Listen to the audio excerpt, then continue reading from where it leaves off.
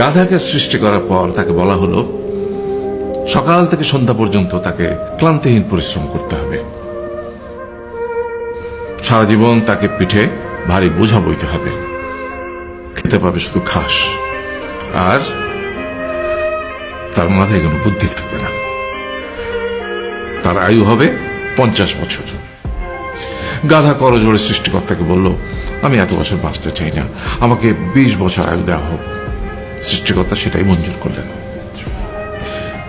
কুকুরকে যখন সৃষ্টি করা হলো তখন তাকে বলা হলো যে সে হবে মানুষের সবচেয়ে বড় বন্ধু, কিন্তু সে খাবে মানুষের উচ্ছিষ্ট, এবং তার আয়ু হবে 30 বছর। কুকুর সৃষ্টিকর্তাকে বলল, আমি এত বছর বাঁচতে চাই না, আমাকে 15 বছর আয়ু দেওয়া হোক। সেটাই মঞ্জুর করা হলো। এরপর বানরকে বলা হলো, তুমি শুধু গাছের এ ডাল থেকে ও ডালে ঝুল খাবে এবং নানান রকম ফন্দি ফিকির করে মানুষকে আনন্দ দেবে, তোমার আয়ু হবে 20 বছর। বানর বলল, আমি 20 বছর বাঁচতে চাই না, আমাকে 10 বছর দেওয়া হোক। সেটাই মঞ্জুর করা হলো। এবার এলো পুরুষ মানুষের পালা। তাকে বলা হলো যে তুমি হলে প্রাণীগুলোর মধ্যে সবচেয়ে বিচক্ষণ এবং বুদ্ধিমান, সেই জন্য তোমাকে প্রাণীদের শিরোমণি করা হলো এবং তোমার আয়ু হবে 20 বছর।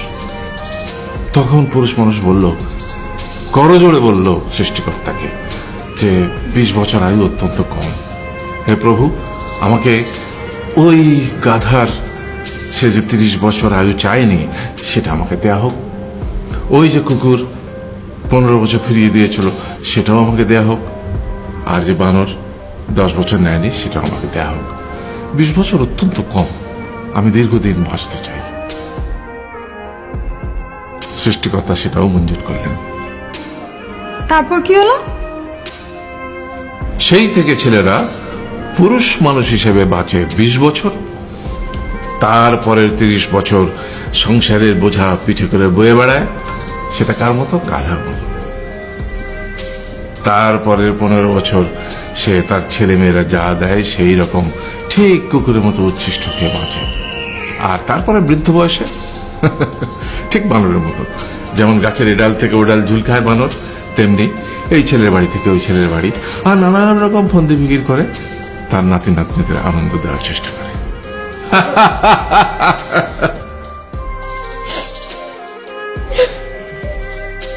আরে এই থাম, কাঁদছিস কেন? তোমাদের কত দুঃখ বাবা, এত কষ্ট।